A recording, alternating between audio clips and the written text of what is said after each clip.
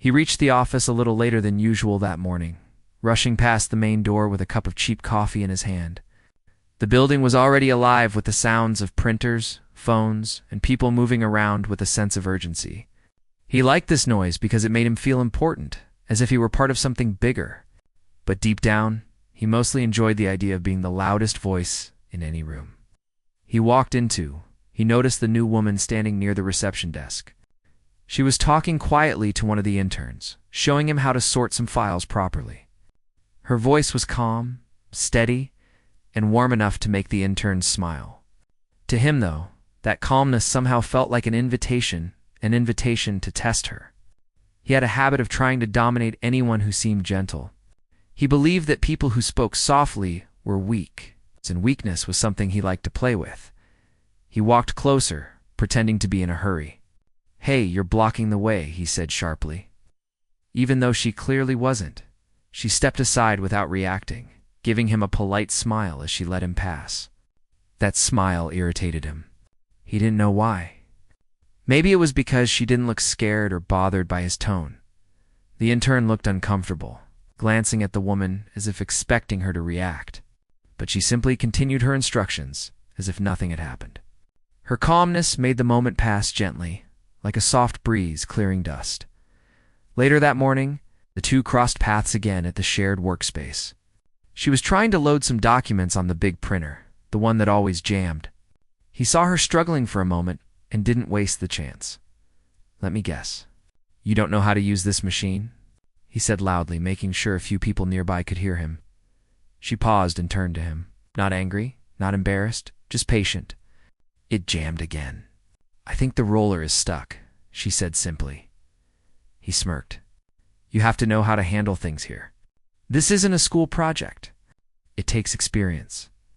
He exaggerated the last word, as if trying to remind her who he thought the office expert was. He stepped forward and pushed a few buttons with unnecessary force, pretending to save the day. The printer beeped loudly, then froze completely. A couple of coworkers looked over. One of them tried not to laugh. The woman gently leaned forward, pressed a small reset button on the side panel, then opened the back compartment and removed a stuck page. "It works now," she said softly. Handing him the paper, he felt his face warm with embarrassment. "Whatever. It's still slow," he muttered before walking away. The coworkers who saw the scene exchanged quiet glances, half amused, half confused by his behavior. But she let it slide, not giving him a single look of victory. Throughout the day, he noticed her moving around the office with a calm confidence he couldn't quite understand. She spoke with people in such a balanced way, ever too loud, never too soft. She seemed to know exactly how to talk to each person, whether it was someone frustrated, someone unsure, or someone too busy to listen. What confused him most was that she didn't act like someone new. Instead, she observed everything, listened carefully, and handled problems with the ease of someone who had been around for a long time. But he still assumed she was just another junior employee, maybe an assistant, maybe part of admin. Nothing more. In the afternoon, there was a small misunderstanding about a report. He blamed her without thinking. It was something he often did find the easiest target and speak in a way that made others look at him as the problem solver. "You mixed up the documents?" "This is why things get delayed," he said, waving a file in his hand. She looked at the file calmly. "This wasn't mine. That came from the second floor. The sender forgot to update the label." "Right." She explained it gently. Pointing to a small date stamp on the corner, he stared at the stamp, realizing she was right again. But instead of apologizing, he gave a forced laugh. "Well, next time be more careful. You should double-check things even if they aren't yours." She didn't argue. She didn't defend herself. She simply nodded and went back to her work, as if she had learned long ago that not every battle was worth fighting. But her silence didn't mean she was weak. In fact, every time she stayed calm, it made him feel a little smaller without her saying a word. By late afternoon, people had started noticing the unusual dynamic. A few coworkers whispered quietly, wondering who she really was, because the way she handled herself didn't match the role he assumed she had. No one said anything out loud, mostly because they found the situation slightly entertaining. They knew him well, always loud, always dramatic, always trying to act like the most important person in the room. What they didn't know yet was that she had a level of authority far above his. But she wasn't the type to show off. She believed that leadership wasn't something you displayed with loud words. It was something people eventually understood through your actions as the day edged toward its end. He felt strangely bothered by her presence, not because she offended him, but because she didn't react to him. His usual attempts to intimidate or embarrass someone didn't work with her at all. She didn't flinch. She didn't defend. She didn't get embarrassed. She simply continued being calm, thoughtful, and focused. And he couldn't stand that when she packed her things and walked out that evening. He watched her leave with a strange sense of irritation mixed with confusion. He had tried all day to shake her confidence, but somehow, he was the only one who ended up looking foolish. He didn't know who she really was. He didn't know the position she actually held. He didn't know that the office he walked around so proudly was the same office she quietly managed without needing to raise her voice once. All he knew was that tomorrow was another day, and he was already thinking of new ways to show her who he thought was in charge. He had no idea what was coming. The next morning started with a quiet buzz in the office. People were moving quickly, preparing for a weekly review meeting that always made everyone a little nervous. It was the kind of meeting where even confident workers double, check their files, and practice their talking points in their heads. But he walked in as usual, relaxed, sipping his coffee as if he had no worries in the world. He noticed her sitting at a desk near the glass window, calmly going through a stack of documents. She looked focused but never rushed, as if she had all the time she needed. Her calmness bothered him again. He didn't understand how someone new could look so settled on just the second day. He walked past her desk, making sure his footsteps were loud enough to catch attention. "Hope you're ready today," he said in a half-joking, half-taunting voice. "This meeting isn't for beginners." She looked up with a gentle expression. "I'm prepared," she said simply. He smirked. "We'll see." Then he walked away as if he had delivered some kind of important message. As the meeting time grew closer, people gathered in the conference room.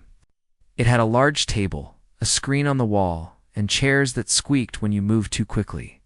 Everyone took their seats, whispering quietly as they waited for the department head to arrive. He sat with a confident posture, leaning back as if he owned the room. She sat 2 chairs away from him, quiet, observing everything. Some co-workers glanced at her, whispering again, curious about who she really was, why she carried herself with such steady confidence. The meeting began with a discussion about recent projects. People around the table took turns speaking, sharing updates and problems they had faced.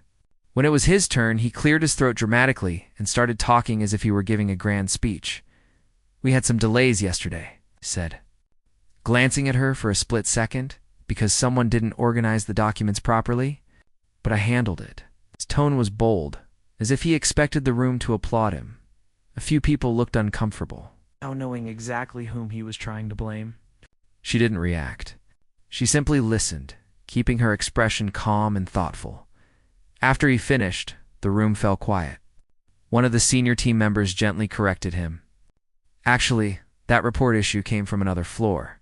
She pointed that out yesterday." He felt a tiny jolt of embarrassment but forced to smile.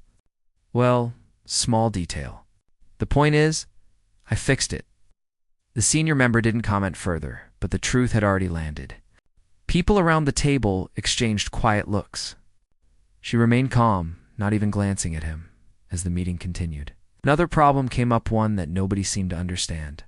It involved a project that had been delayed due to missing information from a partner company. People began flipping through papers, confused. She looked through the documents in front of her and raised her hand slightly. "The missing file should be in the shared system," she said softly. "It was uploaded early this morning." Everyone paused. Someone quickly opened the system on the screen. After a few clicks, the missing file appeared exactly where she said it would be. A quiet murmur went around the room. He stared at the screen, surprised. She had solved a problem in seconds that they had all been worrying about for days. The senior members nodded approvingly. "Good catch," one of them said. "That saves us a lot of time." She gave a small, humble smile, glad it helped. He shifted in his chair, annoyed but confused. How did she know things before anyone else? How did she manage to stay so calm while everyone else scrambled? He didn't know whether to feel impressed or threatened.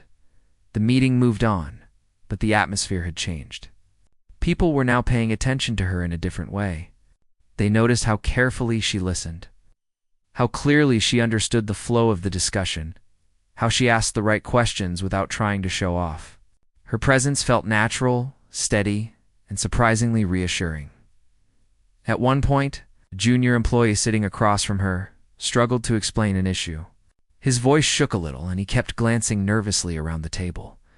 She leaned forward slightly, offering him a soft, encouraging nod. Somehow, that was enough to help him speak more confidently. A few people noticed and appreciated it quietly. Meanwhile, he felt his pride shrinking just a little. He was used to being the loudest person in the room, the one who made himself look important. But for the first time, he felt overshadowed, not by someone aggressive or showy, but by someone calm and humble. When the meeting finally ended, people slowly filed out, discussing the next steps for their projects. He lingered behind, pretending to organize his notes so he wouldn't look bothered. She stepped out of the room with her usual quiet grace. A couple of senior team members stopped her to speak, smiling at her as they talked. They seemed to know her better than he expected. That bothered him too. As she walked away, he followed, catching up to her near the hallway where the sunlight fell through large windows. "You really like showing off, don't you?" he said, trying to sound casual but failing. She turned, surprised. "Showing off? You didn't have to jump in every time. Let the people with experience handle things," he said, emphasizing the word experience, like he had done the day before. She paused, thinking carefully before speaking. "I only spoke when it was needed. Nothing more." He felt the need to push further. "Just remember, this place runs on seniority. Not everyone here likes when someone new tries to shine too soon." Her expression stayed steady, but there was something in her eyes, a quiet strength he hadn't noticed before. "I'm not trying to shine," she said softly. "I'm just doing my part." He didn't know what to say to that, so he simply nodded and walked away, pretending he had delivered some important warning. But inside, something unsettled him. She wasn't reacting the way he expected. She wasn't intimidated. She wasn't impressed. She wasn't interested in competing, and perhaps the strangest thing was that people were starting to look at her as if she belonged. There even more than he did. He didn't know that this was only the beginning. The real surprise was still waiting, and when it came, it would change everything he thought he knew about her and about himself. The third day began with a strange tension in the air, the kind that makes everyone walk a little faster and speak a little quieter. People were preparing for a surprise inspection from higher management, something the entire department had been warned about late the previous night. Everyone wanted everything to be perfect. He arrived early for the first time in months, wanting to make sure he looked prepared and responsible. He fixed his hair in the reflection of a glass door, straightened his shirt, and walked into the office with more confidence than usual. He wanted to impress the visitors and show that he was one of the key people in the department. She was already there. He saw her sitting with a folder open, reviewing charts and reports with complete focus. There was a quiet steadiness in the way she worked, as if the pressure everyone else felt didn't touch her at all. That calmness irritated him again, more than he wanted to admit. "Big day," he said as he passed her desk. She looked up and nodded. "Yes, everyone's doing their best. You sure you can keep up today?" he asked, pretending to sound friendly, but letting his tone rise just enough to carry doubt. She simply smiled gently. "I'll manage." Her confidence confused him more than ever. As the morning went on, everyone rushed around, checking files, updating reports, and arranging things neatly on their desks. The inspection team was expected to walk through the office and ask questions about ongoing projects. When the visitors finally arrived, a group of 3 senior officers' people straightened up instantly. He stood tall, ready to introduce himself as soon as they got close. But something unexpected happened. The visitors walked straight to her. "Good morning," one of them said warmly. "We're glad to finally meet you in person." She stood up and shook their hands with quiet confidence. "Good morning. I'm happy to help with anything you need." He froze. No one had ever walked past him like that, not senior officers, not clients, not even visitors. And here they were, greeting her first. As if she were the central figure in the department. He stepped closer, trying to catch their attention. "I can handle any questions you have about the projects," said quickly. One of the visitors nodded politely, but didn't seem interested. "Thank you. We'll start with the departmental overview first," he said, turning back to her. Departmental overview? Why would they ask her for that? Before he could say anything else, one of the senior officers handed her a tablet. "We reviewed the documents you sent last week. Everything was clearly structured last week. She wasn't even here last week." Or so he thought. His head spun with confusion. She led the visitors to the main workspace and began explaining the flow of current projects with a calm and organized tone. She didn't brag, she didn't rush, she didn't show off. She just spoke logically, clearly, and confidently. People around them listened with interest. Some looked surprised. Others exchanged knowing glances, as if they had suspected something was unusual about her. From the beginning, he felt his stomach twist. He didn't understand how she knew so much about everything. He had been in the department for years. Even he didn't explain things that clearly. As she continued guiding the visitors, he couldn't help following them around, pretending to be part of the conversation. But he felt like a shadow, tagging along without purpose. At one point, a visitor asked a difficult question about a project that had faced multiple delays and miscommunications. It was a situation he had struggled to explain for months. Before he could speak, she stepped forward and explained the issue in simple, honest words, no excuses, no blame. She outlined the steps taken to fix the delays and what the next phase would look like. Her explanation was so clear that even the most confused team members finally understood the full picture. The visitors nodded approvingly. "Excellent. That's exactly the level of clarity we want," one of them said. He felt a sting in his chest. He wanted that praise for himself, but she hadn't even been trying to impress anyone. The inspection continued until noon. By the end of it, the visitors seemed more satisfied than anyone had expected. They thanked her one more time, then walked toward the exit. Just before leaving, one of them said quietly to her, "We appreciate your leadership. The department is in good hands." Leadership. The word echoed in his mind. After the inspection team left, the department relaxed a little. People began chatting again, relieved that the stressful morning was finally over. He stood near his desk, pretending to organize his papers. But his thoughts were too busy. He walked up to her as she placed her folder back on her desk. "You handled all that pretty well," he said. Trying to sound casual, she looked up with a calm smile. "Thank you."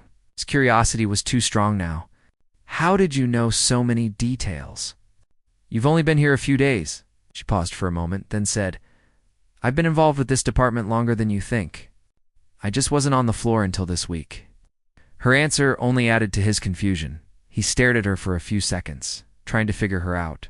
She looked back at him, not intimidated, not irritated. Steady. There was something about her presence that made him feel like he was missing something important. Something everyone else was slowly starting to understand. Before he could ask anything else, she picked up a stack of papers and headed toward a group of coworkers who had gathered with questions. He watched her, feeling a mix of irritation, curiosity, and a strange sense of discomfort. Something big was happening right in front of him, but he still couldn't see it clearly. But he would. Very soon.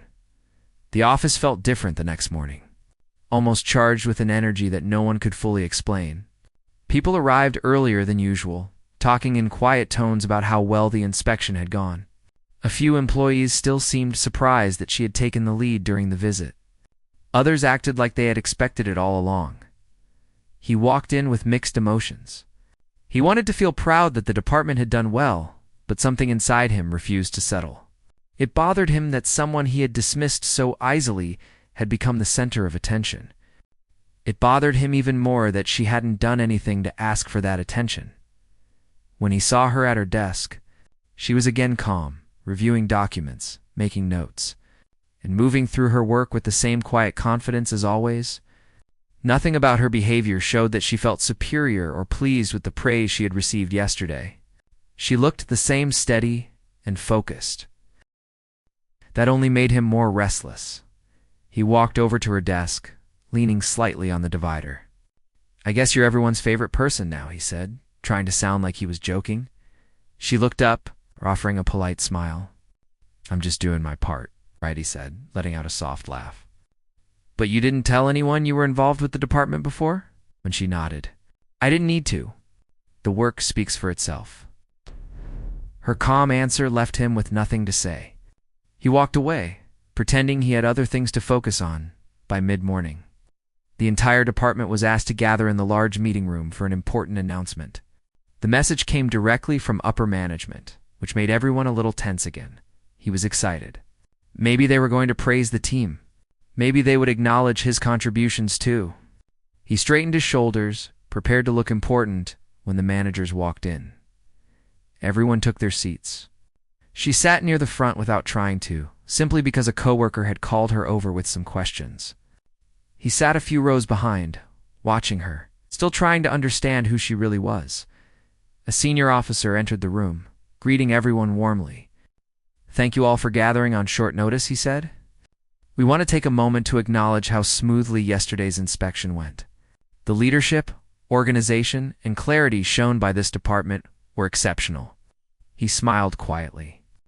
Expecting to hear his name, the officer continued. "Much of that success is due to someone who has been guiding this department for months, someone who recently transitioned from remote oversight to on-site leadership." Quiet murmurs spread through the room. He leaned forward. Confused, the officer turned toward her with genuine respect. "We are pleased to formally introduce your new department head." The room fell completely silent. Everyone looked at her. She stood up slowly, offering a humble smile. He felt his entire body freeze. Department head. The words hit him like a wave. She wasn't a junior employee. She wasn't new. She wasn't someone to teach or correct or impress. She was the person running the entire department. She looked around the room, addressing everyone with that same soft confidence she carried every day. "Thank you," she said. "I've watched this team grow and work together with so much dedication. I didn't want to make my role the center of attention when I joined the floor this week. I simply wanted to understand the day-to-day work from your perspective before making any adjustments." Her words were simple, sincere, and filled with a kind of leadership that didn't need force. Meanwhile, he sat in his chair feeling smaller than he ever had in his entire career. His chest tightened with embarrassment as memories flashed through his mind, every rude comment, every attempt to belittle her, every moment he tried to show off in front of her. He remembered the way he talked down to her on the first day. He remembered trying to show her how the printer worked. He remembered blaming her in the meeting. He remembered accusing her of showing off. He closed his eyes, wishing he could erase every one of those moments. When she finished speaking, she sat down again with the same calm expression she had always carried. She didn't look at him. She didn't need to. The senior officer continued, explaining some upcoming changes and inviting everyone to congratulate their new department head. People clapped, some louder than others. Many colleagues stood and shook her hand. A few offered warm compliments. He remained seated, clapping weakly, unable to make eye contact with anyone. After the meeting ended, people surrounded her, asking questions about future plans and offering their support. She spoke to each person patiently, listening and answering thoughtfully. She didn't raise her voice, didn't act superior, and didn't carry any pride. She was the same person she had been all week. He watched from a distance, feeling a mix of regret, shame, and confusion. He wanted to say something to her, but he didn't know what. How could he apologize for everything? How could he explain why he had acted the way he did? When the crowd around her finally thinned, she walked toward her office, the office that everyone now knew belonged to her. He hesitated, then followed slowly. "Can we talk?" he asked in a quiet voice he barely recognized as his own. She turned, her expression calm, waiting. I didn't know, he said, his voice stiff with embarrassment. I understand, she said. I shouldn't have talked to you the way I did. She looked at him gently. Everyone has moments they wish they handled differently. Her kindness caught him off guard. She wasn't angry. She wasn't cold. She wasn't trying to make him feel guilty. Her tone carried something else, maturity. He nodded slightly. I'm sorry. She held his apology with a quiet grace. Thank you for saying that. He didn't know what to say next. Part of him wanted to explain himself, but he knew excuses wouldn't help. She didn't step away. Instead, she offered him a chance, something unexpected. We still have a lot of work to do, she said softly. Let's try to move forward with respect. Her words hit him harder than any lecture could have. She wasn't holding a grudge. She wasn't punishing him. She wasn't reminding him of his mistakes. She was giving him a chance to begin again. He nodded slowly. I can do that. She gave a small smile, then walked into her office. Closing the door gently behind her, he stood there for a long moment, feeling the weight of the truth settle in his chest. For the first time in a very long time, he understood what real leadership looked like. And it wasn't loud. It wasn't dominant. It wasn't forceful. It was calm. It was steady. It was fair. And she embodied all. The morning began quietly, almost too quietly, as if the air itself knew something important was about to unfold. She arrived at the office before most people, walking through the hallway with her usual calm steps. She didn't look stressed or eager to confront anyone. She simply carried herself with the same steady energy she always had, as if she had made peace with everything that had happened. But inside she was thinking. She wasn't angry at what he had tried to do. She wasn't even bothered by the lies he spread or the way he had treated her. What stayed with her was a simple thought. How many people had gone through the same thing without having the chance to defend themselves? How many stayed silent because the person in front of them looked stronger, louder, or more connected? It wasn't about revenge. She just wanted to make sure this story didn't repeat in silence again. Later in the morning, the building slowly filled with people and meetings began. He walked in with his usual confidence, greeting people in a loud, cheerful tone. For a moment, he didn't even notice her sitting at the long table inside the meeting room. When he finally entered, he paused. His smile dropped for a second, just a small flicker, but it was enough to show he remembered everything. He took a seat, choosing the one farthest from her, pretending he didn't mind. The others in the room didn't know the details of what had happened, but they sensed something different. People who once believed every word he said had now seen a new side of him.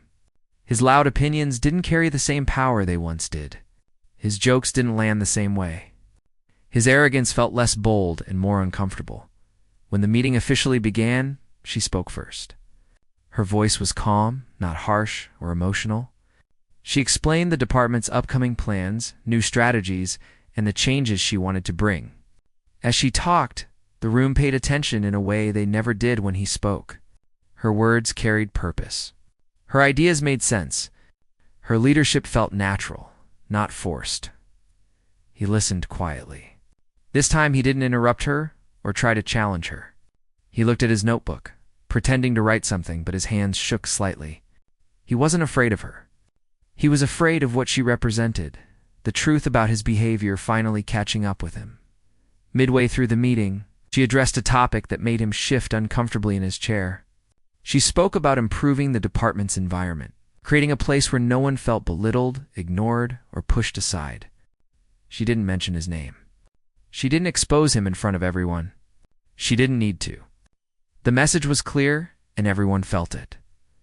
After the meeting ended, people slowly walked out, whispering about the new policies she introduced. He stayed behind, waiting until almost everyone had left. Finally, he stood up and walked toward her desk. For the first time since the day he tried to bully her, he spoke softly. "I didn't know," he said, voice low, almost shaky. "I really didn't know who you were." She looked at him, not angry, just steady. "You shouldn't treat anyone differently based on who they are," she replied. "That's the point." He lowered his eyes, realizing the weight of her words. For years he had acted like the strongest voice in every room, assuming his actions didn't matter. But now, standing in front of her, he could no longer hide behind his usual attitude. "I'm sorry," he said. And for once, it sounded real. She nodded politely. "I accept your apology," she said. "But I hope you understand what this means. You have to do better. Not for me, for everyone you work with." He nodded slowly, the truth settling in. It wasn't just about one mistake. It was about a pattern he needed to break.